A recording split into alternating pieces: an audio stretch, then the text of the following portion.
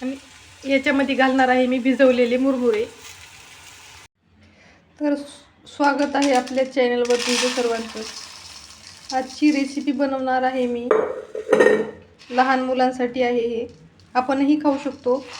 मुरमुरे घेतलेले आहेत मी, तुमच्याकडे जे असतील ते तुम्ही घेऊ शकता। आता ह्या मुरमुऱ्यामध्ये मी पाणी घालणार आहे।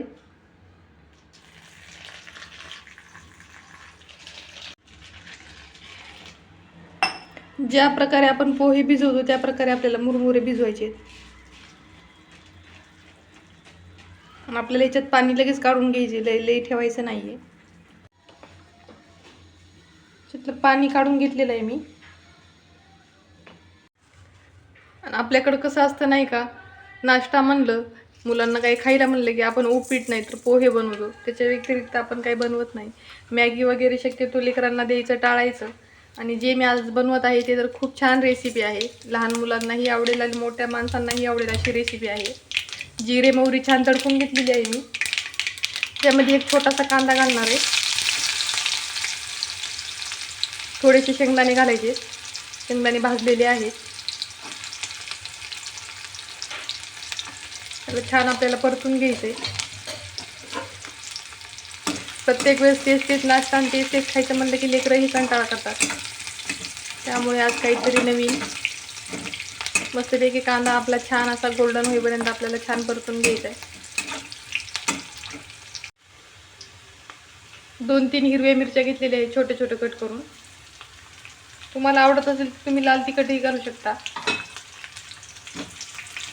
मी हिरव्या मिरच्याच घातलेल्या आहेत, थोड्याशा घ्यायच्या, मुलं जास्त तिखट नाही खात। आणि ही रेसिपी खास लहान मुलांसाठीच आहे। त्याच्यात थोडीशी मी हळद घालून घेणार आहे, अर्धा चमचा एवढी मी हळद घातलेली आहे। चवीनुसार 1 चमचा असं मीठ घालणार आहे। आणि याच्यामध्ये घालणार आहे मी भिजवलेले मुरमुरे। मस्त असं छान ह्याला आपल्याला छान परतून घ्यायचे। जसं आपण पोहे वगैरे बनवतो तशीच प्रोसेस आहे बनवायची, फक्त आपल्याला पोहेच्या जागी मुरमुरे भिजवायचे।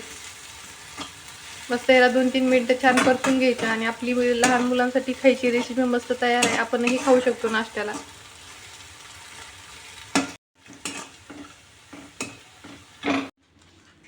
मस्त आपली सुशीला तयार आहे। ज्यांना ज्यांना सुशीला आवडते त्यांनी बघा, ट्राय करा, तुमच्याकडे कशी बनती मला सांगा। मस्त 5 मिनिटात होणारी रेसिपी आहे, तुम्हीही खाऊ शकता, मुलांनाही देऊ शकता। कसा वाटला व्हिडिओ नक्की कळवा।